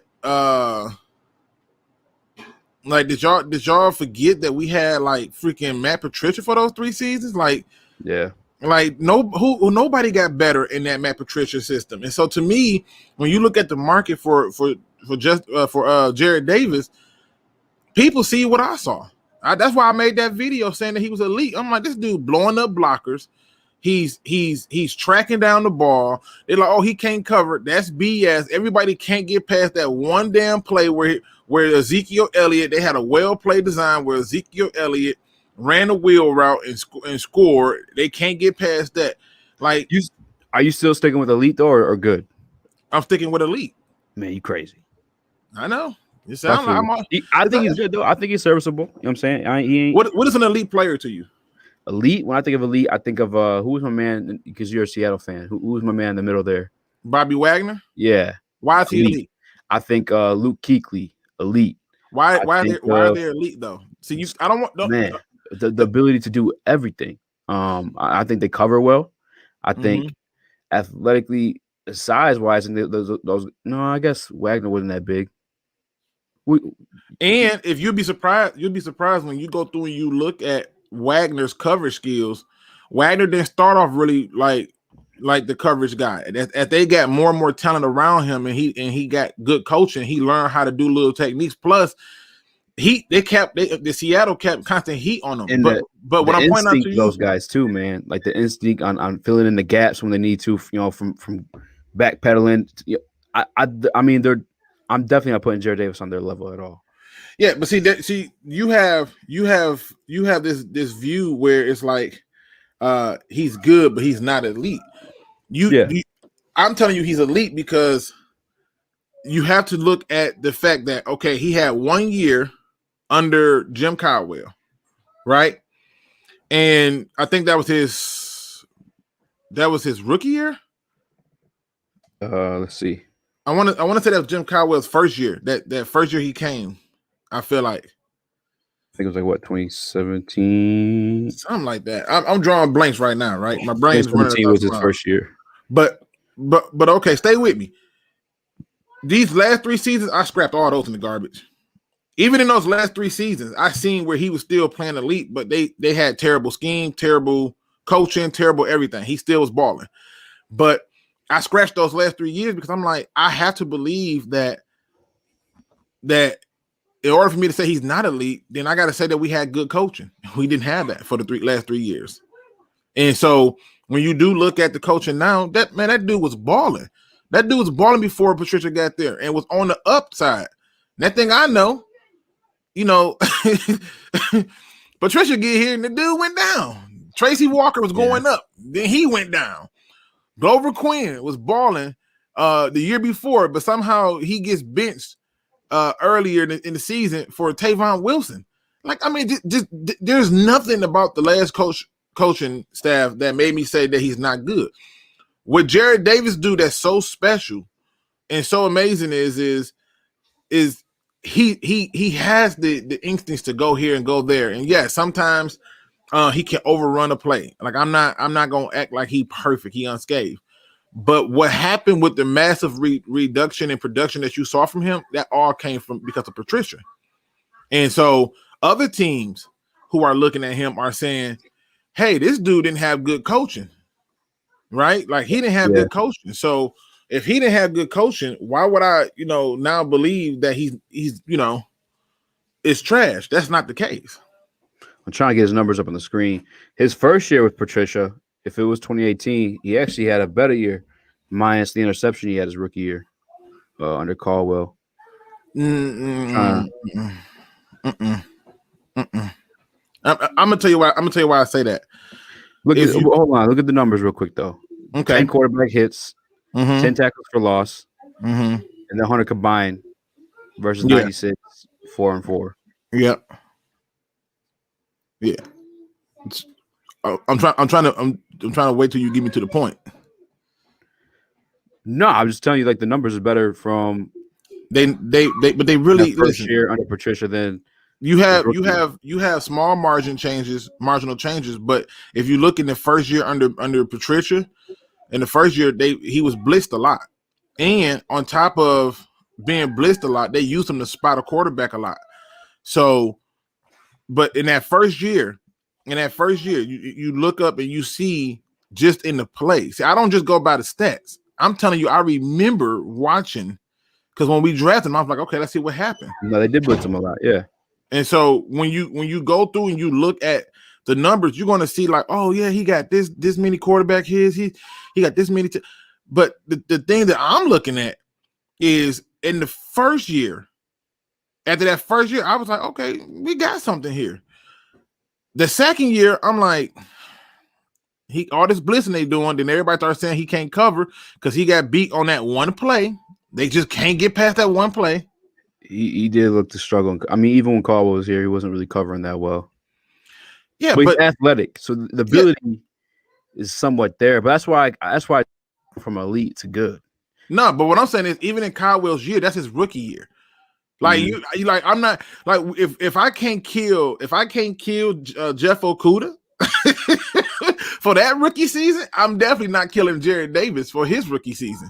I mean, it's definitely different scenarios, but yeah, I mean, I think cornerback's the hardest position to play, and I give him the benefit of the doubt with it being COVID, the COVID offseason. I'm not, because I'm telling you, I watched him in college. And I'm telling you that 9 times out of 10, he never covered the best receiver. And when he somehow ended up matched up with the best receiver, i.e. a Nico Collins or Nico Collins or what's the other one? Donovan Peoples, whatever his name. That game right there was a game that really made me go like, oh, this not gonna work. They was just killing him route after route. Then he got to the Clemson game, and I'm like, if Higgins just catch the damn ball, he was dropping a lot of passes. Dr. Detroit said, "Yeah, my penis has potential to grow to 12 inches, but it usually is around 4. If my aunt had balls, she'd be my uncle. You know." Well, if I wasn't talking about shoulda, woulda, couldas, or ifs, but I was saying, I was just simply saying that his rookie season, to me, showed a lot, and to me, what I saw in the second year, I said it was a bit of a drop off because they asked him to do some things different. But if you just go through and you look, you got to scroll down a little bit further for me. Go to the snap counts. The snap count started changing for him because Patricia wanted these 6'4", 6'3", 6'2". 6'4", right? Yeah, they want like these really be one of these big people. When you look at the snap counts, the snap count should be right underneath there. There we go. All right. When you look at the snap count, right? Look at this. He went from 828 as a rookie. He got way more snaps in Patricia's first season because he played 2 more games this season too. Right. And and then 2019 snap count went down. Last year, look at the snap count. Every year they just kept taking. And then this is the part that I want y'all to pay attention to. This is how you know Matt Patricia is a douchebag. Oh wait a minute, where'd it go? Oh okay. Yeah. This is 11 games that third year. Right. This is how you know that Matt Patricia is a douchebag. Who takes 130? He went from 68, 78, 53 to 134 snaps on special teams. You took Jared Davis and said he a special team guy? For real? He's the guy now running down the field on kick returns and come on, bro. Come on. That's like taking Bobby Wagner or Luke Kuechly and being like, hey, you know what? Your special team count is going up. Like, why?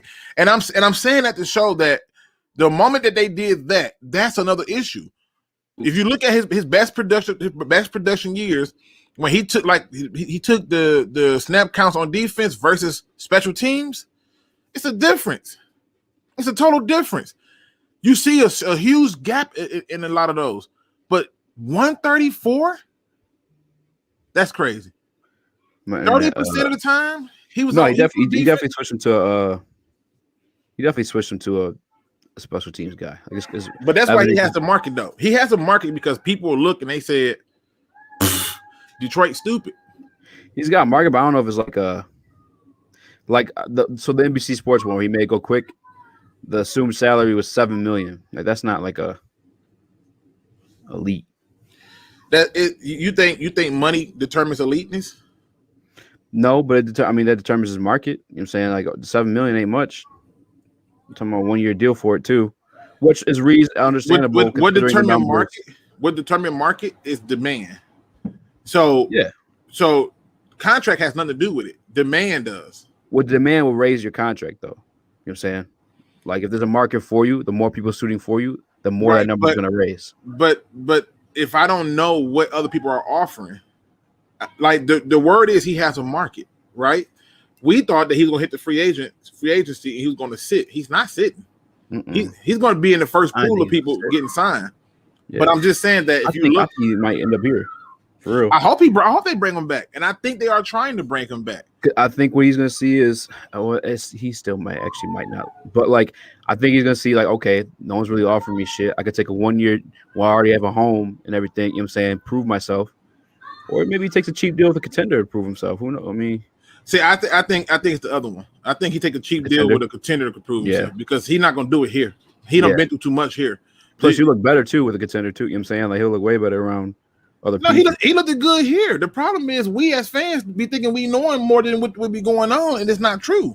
He looked very good. I mean, listen, when you got we praise trash and down good stuff. Like we was hyped about Everson Griffin, but we're down on Jared Davis. You know, you got 6 games out of Everson Griffin, who's clearly on the wrong side of his growth. Definitely got his career. Yeah, but we got hyped about Desmond Trufant. And I'm like, I remember saying that, hey, this guy got an injury problem. No, he don't. Okay. You know. Griffin has an injury problem? No, I'm talking about Trufant. Oh. When we got Trufant. we was praising Coleman, and I was like, look, I like the Coleman signing as long as he's playing slot corner. Well, you know what? We don't bring him back because I forgot. Isn't it like rumored we're running a 3-3-5?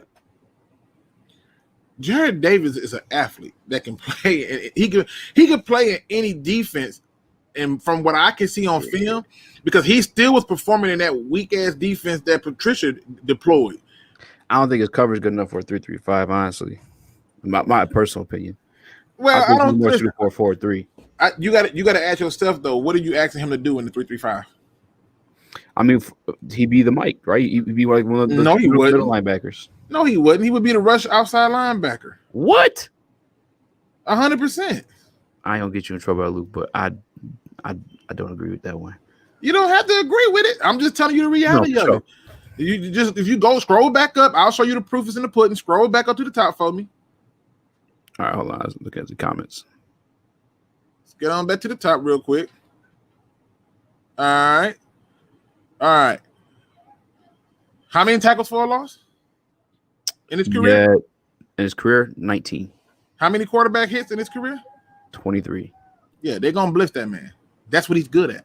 That's not a lot at all. And for a middle linebacker, that ain't that high. All right, so give me someone to find me another rookie with them numbers. The only rookie who got better, and I did a video on this. The only rookie who had a better stats than him was an outside linebacker. You talking about just purely like rookie numbers? No, I'm talking about take all the linebackers drafted that year with him. That year, only one of them got more tackles than him. I'm pretty sure, as far as like his position, he's probably the earliest linebacker drafted.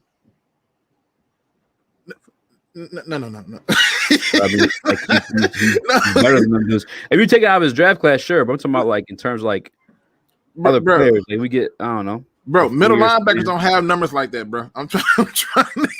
So give me go in. Someone give me like a linebacker to look up, I guess, in comparison. Go and look at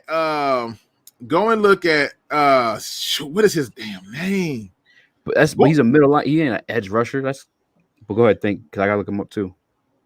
What is his name? Go and look up any of your favorite linebackers. Look at their first 4 years. You're not going to see that much production in the backfield. He's really good at blitzing. All right, because I don't want to do this because obviously, like this is like I'm thinking cream of the crop. Is it fair? You can tell me no because again, he is cream of the crop. Luke Kuechly. Is it fair to look up his? Yeah, look up Luke Kuechly. Look up his. All right, cool. Fuck you, spell Kuechly. K-U-E. Here we go. Look on my driver's license with baby face and Hassan Riddick was taken first before him. He got better numbers than Hassan Riddick. He's a middle linebacker. Who's Hassan Riddick? They started him out at outside. No, they started him out at inside. Then they just put him at outside this year. All right, so hold on. 1, 2, 3. 1, 2, 3, 4. All right. 4. So we're looking for tackles for loss. Tackles for loss and quarterback hits. All right, so 22 plus 9, 31. Quarterback hits. Quarterback hits is on Jared Davis' side. Tackles for loss on Luke Kuechly's. Yeah, I know. Now look. Stay with me. Stay with me. I'm with you. The team that Luke Kuechly joined, the team that he joined, his D-line compared to the team that Jared Davis joined D-line, who had the better D-line? At the time, the Lions. You think the Lions had a better D-line than the Panthers? Yeah, we'll see who's on that. Go to their starters. You can just click on the little Carolina thing and go to their starters. Okay. I remember I did a video, right? So I did a video. Right? Yeah. Right. That's gonna take you to the year.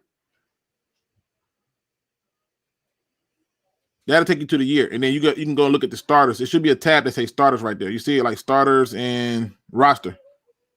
Boom. Yeah. All right. I did a video talking about this where I said, look, 32 linebackers were taken in 2017. 20 were inside linebackers. 12 were outside linebackers. One linebacker, Hassan Reddick, was taken before Jerry Davis. 5 inside linebackers were taken between rounds first and second. Only Zach Cunningham has more solo tackles than Jared Davis with 220. Davis tied third with Jayon Brown of the Titans. With 83 assisted tackles. Davis was first in quarterback hits, first in sacks with 10, and is first in forced fumbles with 5. He tied second with Hassan Reddick in tackles for a loss, inside linebacker. I'm sorry, real quick. This is his draft class, or this is this is draft class. This is him compared to his draft class.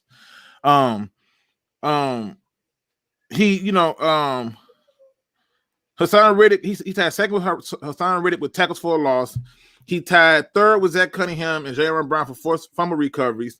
Out of 32 linebackers taken in 2017, Davis is third in sacks with 10, just behind TJ Watts, who had 34.5, and Carl Lawson, who had 14.5. It says pass rush and outside linebackers and DNs what they play versus him playing inside linebacker. Out of the 32 linebackers, he is tied third with Hassan Reddick with 18 tackles for a loss, just behind TJ Watt and Matt Milano with 26. Out of the 32 linebackers, Davis was ranked 5th in quarterback hits, just behind TJ Watts, Carl Lawson, Charles Harris, and Sam Mbakam. I don't know if I do name. Luke. I'm sorry. No, you good. I want to say I'm keeping it real with you. Like coming in third and stuff like that with just the draft class is not like impressive. I still think he's a good player. Hold on.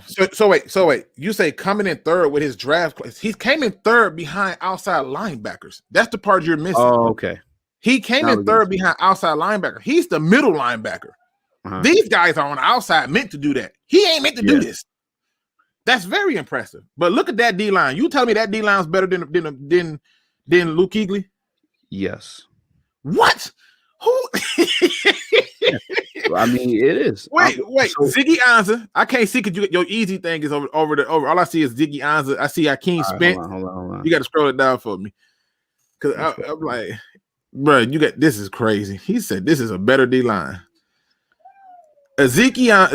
Ashawn Robinson, Anthony Zettel.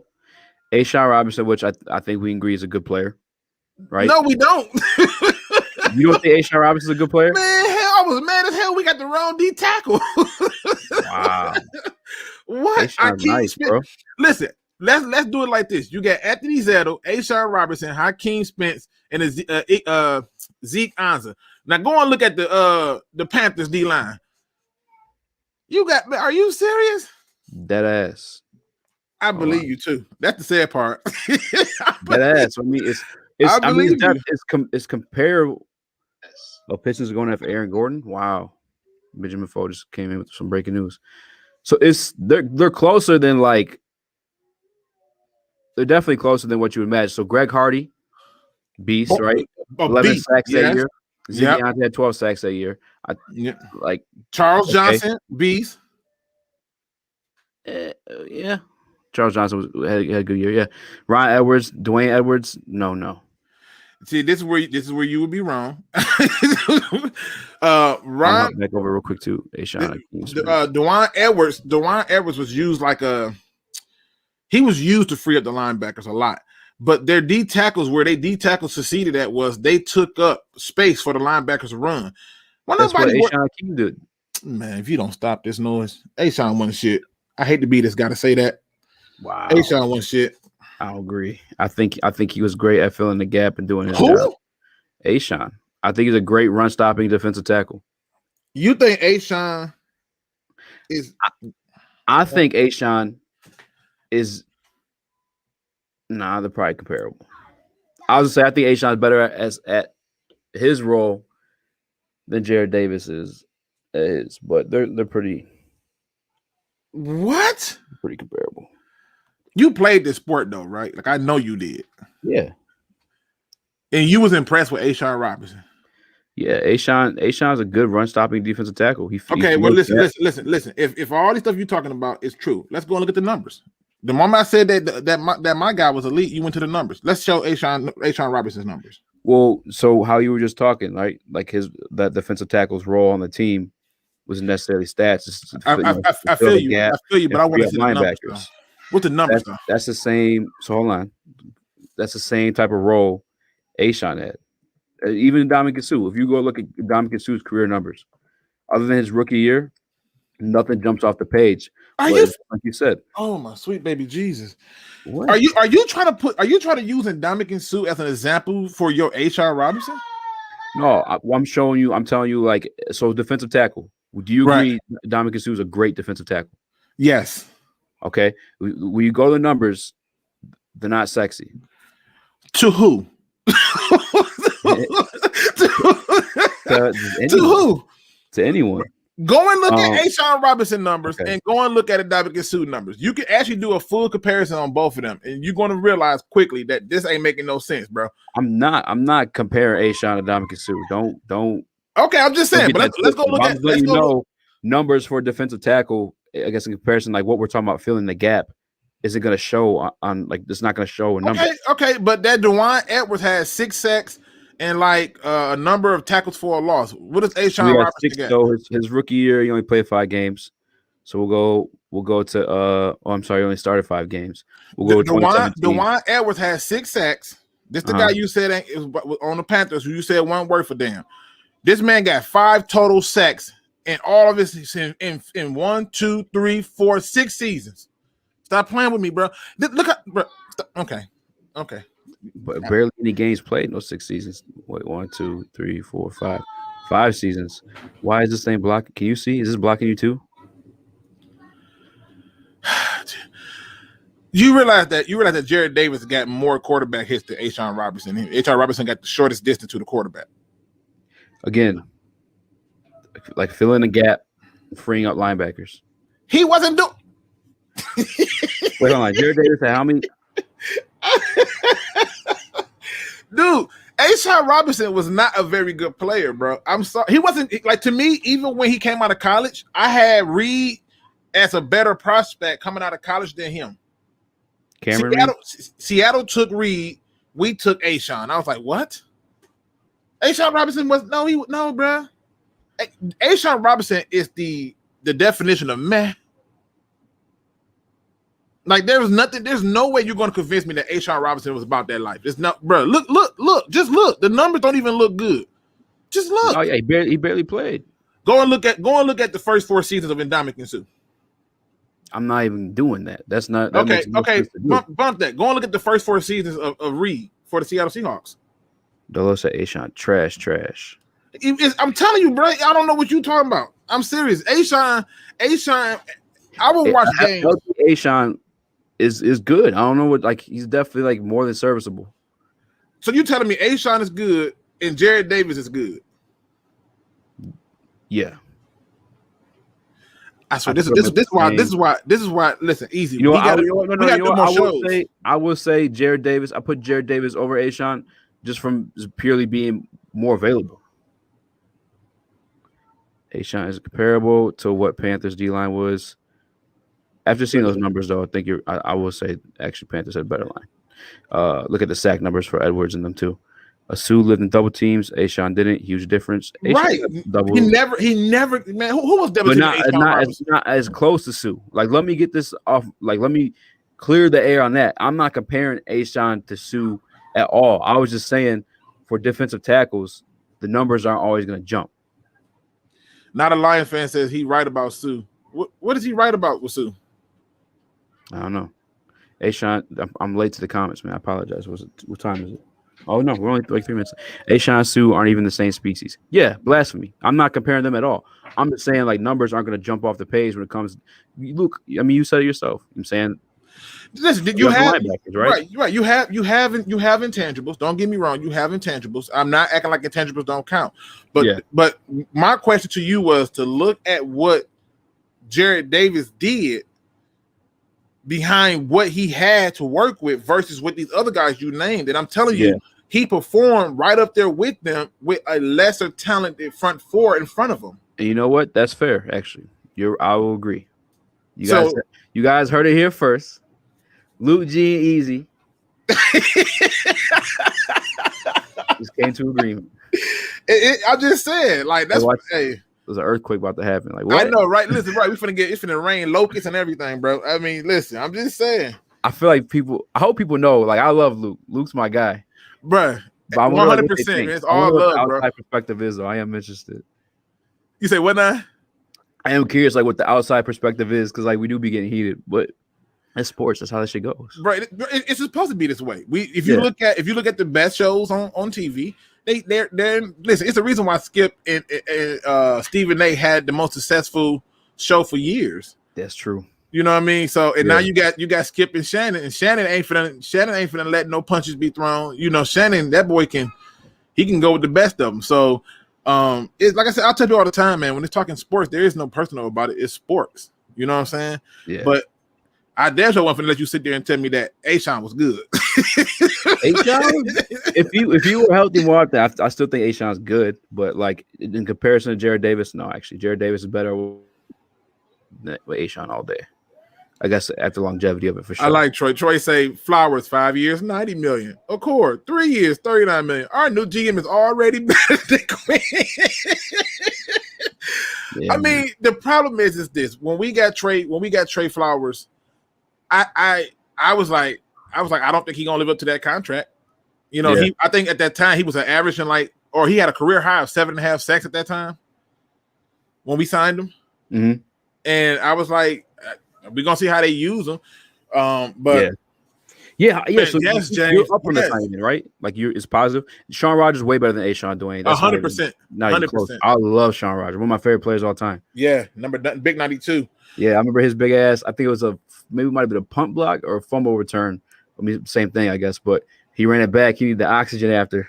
He needed the oxygen. Yeah. I remember when we got Shawn Rogers, bro. I think I ran through the whole house. And everybody was like, "Why are you so crunk?" Because I watch Texas football heavily. I like Texas football. Yeah. And I said, "Dude, this dude to be that big, moving like that," I said, "That's not normal. Yeah.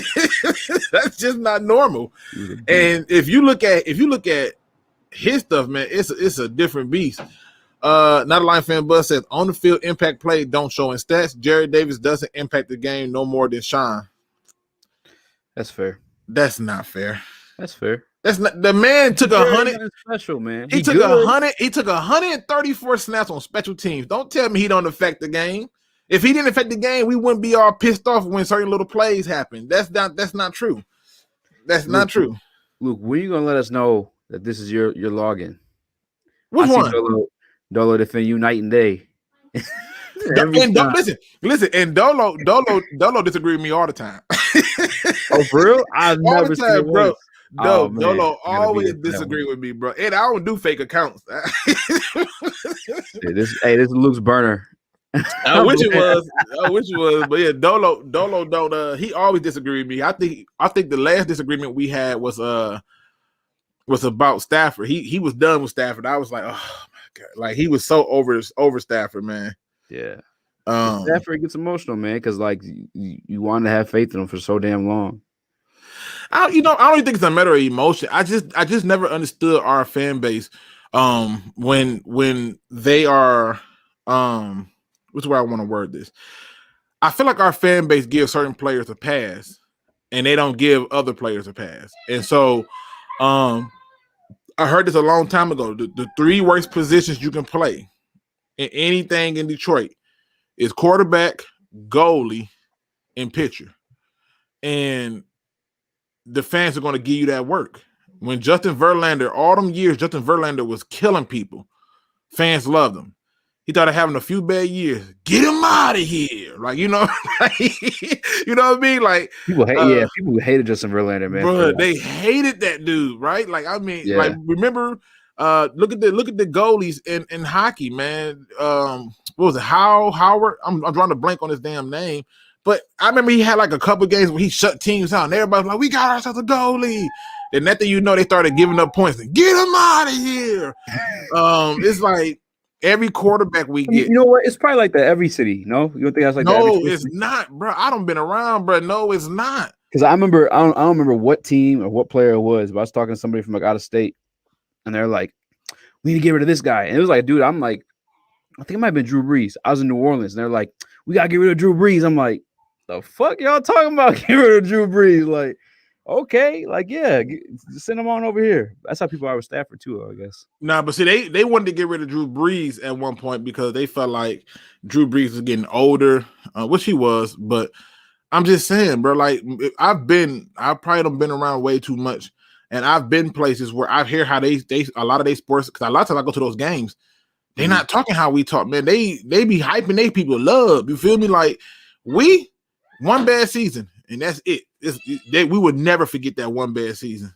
Do you want the details on Okwara's contract? Please. Here we go, baby. Let me get it on the screen. $14 million signing bonus. Okay. $26 million over the first 2 years. $20 million fully guaranteed at signing. Oh, damn. So you got most of it up front. Right? Another $5 million guaranteed for injury that becomes fully guaranteed next March.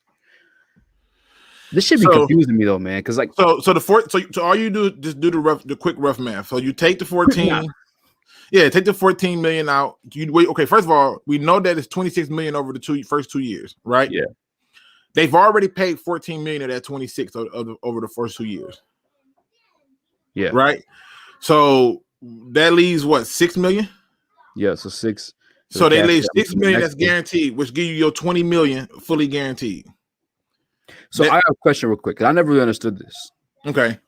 I've read that signing bonuses count towards cap, but I've also read that like when people are renegotiating, they like put some salary as a bonus, so they pay them a cash up front. Like, so does it count towards the cap or don't? No. So when they restructure and they pay you the cash up front, it's almost like a settlement. Instead of us having it be carried on the cap, we're gonna say F it and give it to you up front. Whereas before then, you don't play, you don't meet certain standards, you don't get paid.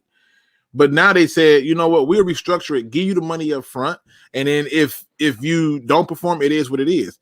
So when you go through and you when you go through and you don't take what's the word I want to use? Let's say, for example, like you know how like when you see some of these jobs, they'd be like, if you come and work here, we'll give you a $100,000 or $1,000 signing bonus, right? And you go there and you get the job, they give you $1,000 signing bonus. What they really say to you is don't expect no raises in the next few years because we paid you that up front. But why I'm lost though is like, is that on cap? Like, does that affect cap? The 14 the 14 million signing bonus that he got, it does that counts towards the cap. Okay. Because that's part of that 20 million guaranteed. You see what I'm saying? So that's part of it. That guaranteed 20 million, he's going to get that no matter what. So out of that 39 million in that 3 years, 20 million of it is guaranteed. That 19 million is going to have to be talked about at a later time. Yeah. So that's what they mean by that. It says another 5 million guaranteed for injuries that become fully guaranteed next. So basically, if he don't get hurt, he get another 5 million. Yeah, but we know that that's not gonna happen. So this isn't as incentivized as originally I thought. He got like a Patrick Mahomes deal where they gave him the big money up front, basically. But it's still, how do we afford that? Because last time I checked, we only have $4 million in cap space. Because by signing that deal, he can carry a lesser cap space this year, and the rest of that can be for the year after when the cap go back up. The cap went down 16 million. Oh yeah, because they break down them signing bonuses and exactly prorations. That's right. I forgot about that. So when the cap goes back up, and it will, because as more people get the vaccine, as more people, So okay, I see. So, like, for example, right, like everybody was tripping because they was like, dang, why would the Buccaneers sign Tom Brady to a 4-year extension? Because it only cost him $19 million to play this year. Yeah, and they had to spread his bread out too. And they spread it out. And they gave him a lot up front, though. They paid him a lot of that money up front. Real quick, can we read your last comment? The one you posted? Me? Yeah. You is crazy. Oh, I'm playing, man. Dude, he said, can we read your last comment. I'm like, me, I ain't post no comment. No, don't be agreeing with me. Patriots signed Matt Judon. Oh, well, there you go. Well, where's that at? Is that new? Oh man, I'm way behind these comments. Oh shit, I'm running into the Hook Showtime. We might have to wrap this one up soon, Luke. Go ahead, man. Let's go ahead, man. Listen, we're gonna wrap this up. I just want to come on for a few minutes, let people know that I'm gonna be on Dose of Dion channel today at 5:30 talking some more Detroit Lions. Hey, that's what's up, man. Yeah, we supposed to be on there talking a little bit of Detroit Lions. So make sure y'all come over there at 5:30 on his channel, where it's gonna be me, him, and Kobe all talking some football, man. Sick invite, guys. Fuck you. No, I'm playing. What just happened, bro? No, but yeah, I mean, listen, dude.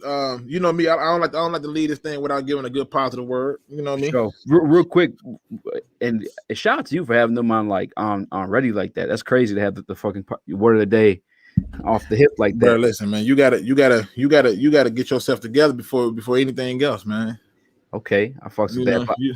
I think I'll announce it now because I will make the commitment to it. I think I might be doing my lives at 1 o'clock every day. I'm gonna aim for that. Man, that's what's up. I try to get in there about 5:50, 5:20, 5:30 if I can. It's hard because like I said, when I'm on call, I'm just praying to God they don't call me. Yeah. that's my and it's a few times when I've been on the show, I got that phone call. I'm like, oh, please don't be nothing serious. Please don't be nothing. I'm like, oh, okay, thank you. I can wait on that. You know. So yeah. It's a little different, but you know. And real quick too, before Luke gives a word of the day, we wrap up here. Make sure you guys head over to Wilbur Sports and listen to the Hook. I don't know if Darren is in today, but Darren McCarty, the former Detroit Red Wing, bro, I was surprised how much he actually knows about other sports. I thought he was like a hockey guy. This motherfucker talks Detroit Lions like you and I, bro. I'm blown away. Really, bro? I'm telling you, like he's a real one. And just paying attention to the work, man. That's how you gotta be. When you care about sports, you pay attention. Yeah, that's what it is. But go ahead. You ready with the word of the day? I appreciate you tapping into, Luke. Man, listen, bro. Always listen. Positive vibes always and all the time, man. Have you given yourself a pat on the back? Today's positive quote comes from myself. Today is the day for you to affirm that you are fucking awesome. Say it to yourself. You are fucking awesome. Say, I'm awesome. Because at this time, you have to understand that the only thing that's preventing you from seeing greatness is your own self-doubt. The poisonous, the devious, the devil himself is riding up in your mind, stopping you from achieving something great today. You didn't feel like going to the gym, but awesome people don't have time to worry about what they don't feel. They move. You awesome. Go to the gym. You awesome. Go get you a new job. You awesome. Go find that girl that you've been thinking about hollering at. And if she say no, who the fuck cares? You're still awesome. Right? Because awesome people do awesome things. With that being said, ladies and gentlemen, you better make sure you tap in with my man Speak Easy over here on the Speak Easy Sports, man. Because if you don't, you missing out on a great show. And as always, don't be no chump. Please do your research. I appreciate it, Luke. 100%, man.